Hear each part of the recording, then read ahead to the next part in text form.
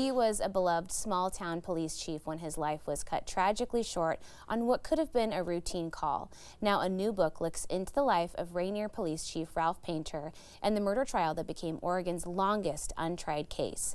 Here to share more, we welcome the author of Trapped in the System, journalist Rosemary Reynolds, and the chief's brother, Alan Painter. Thank you both for being here today. Thank you, Hannah.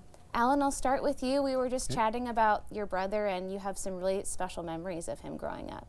Yeah, we grew up in California, our early years, our formative years. Played baseball there, fished there, lots of family down there, lots of family in the valley. Every other weekend going down to the grandparents' house. So getting in trouble with our cousins, Sure. just that kind of stuff. Yeah. We had a lot of fun. And what brought you up to Oregon? My dad, he was working for a company, and he had the option to move to San Francisco or San Diego. Why he chose Oregon, we never know. He didn't have a job, so he really moved up here without a job. Sold our house in California, packed up the car, moved everything up here. I think his brother, my uncle, had just moved here, so there, and they had been separated for quite some time. So I think my dad thought maybe he could. I'm sure he thought he could find something up here, and he did. So. Well, and your brother Ralph really grew to really love working in law enforcement. He did. It meant a lot to him. He started off as a reserve officer. He loved that. I was telling Rosemary earlier, he couldn't wait for the day when he could be a full-time officer. Yeah. That took a while. Took a while because Ralph was, he was rather young looking. That's what I always say. Sure, yeah. I always just toy with him. I said, okay, so I'm the bad guy and I'm running away from you. And I look around, I see who's chasing me, and I think, there's this young-looking cop. I'm thinking, I said, I'm not trying to be mean, but I said, I'm just going to turn around and laugh. He goes, well, that's not very nice. I said, but I'm being honest. Some good brotherly love right there. Maybe you need to grow some facial hair or something to make yourself look older. Oh, my goodness. He says, I can't grow any facial hair. And I said, well, that's not my problem. I said, you got to do something to make yourself look older, something. Oh, my goodness. And I knew that day we had a business together. We worked together for 10 years off and on. So we worked together, and so I got a chance to rip him quite a bit. Yeah. But I always felt bad for him because he would go to the interviews and stuff with different PDs and stuff, and they'd always say, man, if we were hiring one more person, you'd be that guy. He goes, I'm tired of being that guy. I want to be the guy someday. I said, your day will come. I said, that day will come. And it did. Rainier finally called, and they were looking for an extra officer, and he got on. Yeah. Definitely waited his turn for sure. Sure. Yeah. He did. Rosemary, tell me about how you became involved in covering this case and then eventually connecting with the Painter family.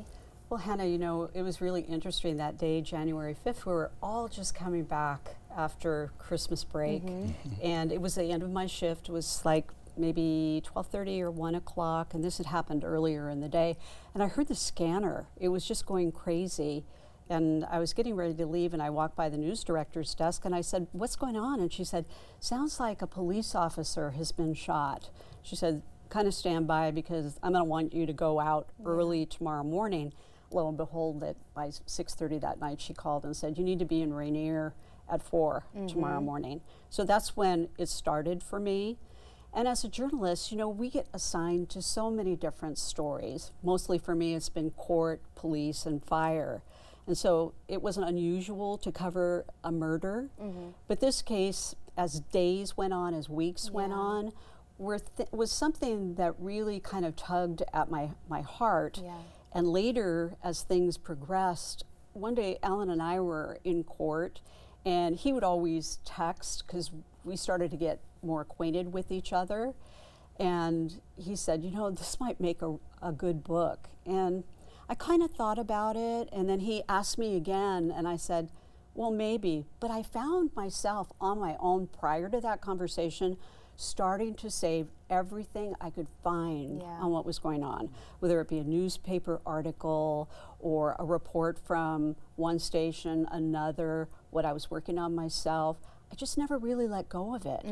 And so as the years went by, which who knew this was going to take years and years, my collection of material was really growing. I had it on my computer, I had it in a desk drawer, I had at least a third of my little reporter notebooks were all dedicated to this case.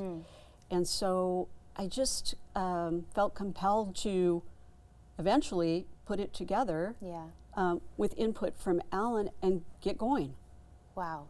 I just can't believe you were building all those blocks, not really realizing it. Yeah. One, I think what makes this case so unique is that agonizing wait that you and your family had to go through. I mean, this story begins in 2011. It's hard to believe it's been that long. How long did it take from then and to get the conviction and sentencing actually to happen? 8 years, right, Wow. Rosemary? 8 years. So 2019, the family had worked with the DA, and a plea deal was offered, and Butts accepted it. So March 26, 2019, the plea deal went into action, and he was sentenced. And then it was 2 more years before he actually walked into prison. Right. Very long time. Okay.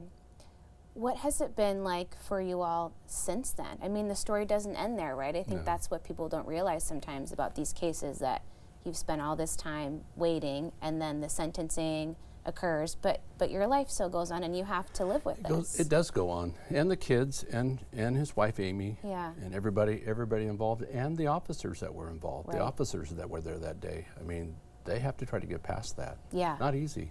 I was reading a sample of the book, Rosemary, and you had kind of a first-person account of the neighboring chief that helped respond and who was very close friends with Ralph. And it's really harrowing to see someone go through that experience and try to save his friend's life, and there was nothing he could do. I think, Hannah, that was the most gut-wrenching interview that I did. I was only supposed to spend maybe an hour with Marvin Hoover, who was the chief of Claskenai. And I ended up spending 4 hours with him. He was so tearful, so upset, because he was reliving what had happened those years before. And I think the most horrible thing for him was turning over Ralph's body and seeing that his badge number was 900. So now he knew this was his friend. Yeah. It felt like he was holding on to hope that it wasn't going to be him, even though it seemed like it probably was. Yes. But that moment is just, like you said, gut-wrenching. Tell me about proceeds from this book are going to go to a special place. That's yours. Proceeds from this book will go to local charities. Ralph was really involved with the backpack program there in Rainier. We can expand that to the other surrounding towns, like where we grew up in St. Helens and stuff. I believe he was involved with the food bank too. So both those are great causes. Both those are things that we can actually help with and stuff, you know. We're hoping, you know, we'll see where the book goes.